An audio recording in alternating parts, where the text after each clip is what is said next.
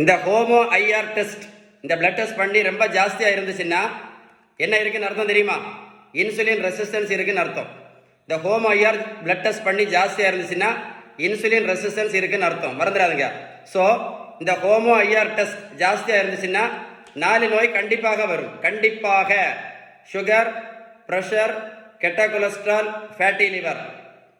அவ்வளோ டேஞ்சர் எது? இந்த இன்சுலின் ரெசிஸ்டன்ஸ். இந்த இன்சுலின் ரெசிஸ்டன்ஸ் என்னெல்லாம் பிரச்சனை உண்டு பண்ணோம் அப்படின்னா, அதோடக்கு ஒரு டேஞ்சரான பிரச்சனை உண்டு பண்ணோம் அப்படின்னா, நம்ம ரத்த குழாய்களுக்கு உள் பக்கத்தில் பிளாக், கேள்விப்பட்டிருக்கீங்களா? அதுக்கு பேர் அத்திரோஸ்க்ளரோசிஸ் சொல்லுவாங்க. இந்த பிளாக் வந்து தான் இன்னைக்கு நிறைய பேர் பார்த்தீங்கன்னா ஹார்ட் அட்டாக்ல இறந்து, கேள்விப்பட்டிருக்கீங்களா? ஜிம்மில் போனாங்க, வாங்கி விழுந்துட்டாங்க, இறந்து போயிட்டாங்க. காலையில் ரன்னிங் போனாங்க, இறந்துட்டாங்க, கேள்விப்பட்டிருப்பீங்களா? அதுக்கெல்லாம் காரணம் என்னது? இன்சுலின் ரெசிஸ்டன்ஸ் தான். அதனால தான் யார் பண்ணணும்? உடல் உழைப்பு இல்லாதவங்க கம்பல்சரியாக டெஸ்ட் பண்ணி பார்க்கணும். அப்பா அம்மாவுக்கு sugar, pressure, cholesterol, heart problem இருக்கக்கூடியவங்க, 3வது டெய்லி ரன்னிங் போகக்கூடியவங்க கண்டிப்பாக பண்ணி பார்க்கணும். அது மாதிரி கண்டிப்பாக பண்ணி பார்க்க வேண்டியது யாருன்னா உடல் பருமன். உடல் பருமன் யாரு? இந்த மாதிரி பானை வேறு இருக்கக்கூடியவங்க கம்பல்சரியாக பண்ணி பார்க்கணும்.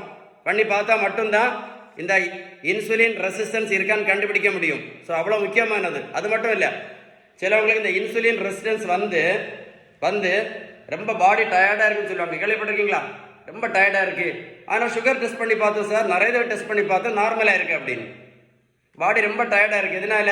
இன்சுலின் ரெசிஸ்டன்ஸ்னால. சுகர் டெஸ்ட் பண்ணி பார்த்தா எப்போ நார்மலாக இருக்குது. அது என்னன்னு தெரியுமா? நல்லா கேட்டுடுங்க.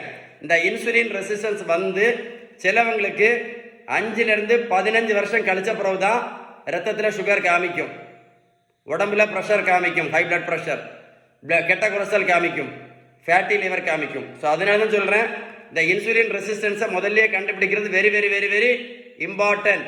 Very very very important. அதுக்கு தான் இந்த முக்கியமான டெஸ்ட் என்னது? Homo IR.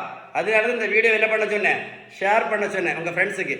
இந்த இன்சுலின் ரெசிஸ்டன்ஸ் இருந்துச்சுன்னா என்ன பண்ணலாம்? டாக்டரை பார்த்து என்ன பண்ணலாம்? பேலன்ஸ் டயட் முதல்ல ஃபாலோ பண்ணிட்டோன்னு வைங்களேன், என்ன தப்பிடலாம்? ஹார்ட் அட்டாக் வராமல் தப்பலாம்.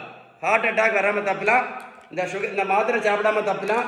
இந்த இன்சுலின் போடாமல் தப்பலாம். புரிஞ்சுதா?